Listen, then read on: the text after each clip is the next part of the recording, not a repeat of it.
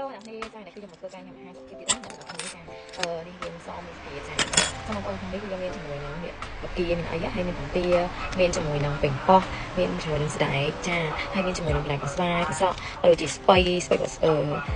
ស្វាយច្រើនទៅនៅក្នុងហ្នឹងអ្នកនាងចាបងប្អូនមើលបានថ្ងៃនេះគឺខ្ញុំធ្វើញ៉ាំជាមួយនឹងគ្រឿងសម្រាប់ម្ដងចាជាមួយស្អែកនិងមួយសាច់គោចាខ្ញុំដាក់សងវាមកនេះខ្ញុំដាក់ចូលគ្នាក្រោយខ្ញុំចូលចលក់ណាអូចូលគ្នាចាំបាច់ដាក់វាចឹងនេះខ្ញុំធ្វើការកូរវាណា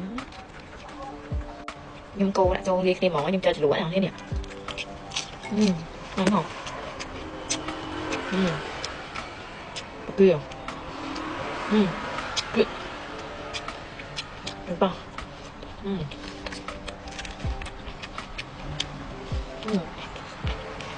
ប៉ះรับในห้อง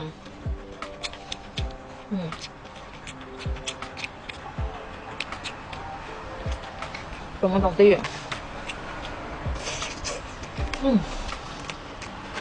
nào cái hàng lại họ cho được hơi sang ở trong nhâm tốt giờ tới khi này nhâm ba mà dễ mình làm hay mà tôi mình thò cái tiêu ở ấy thảo định môn chẳng á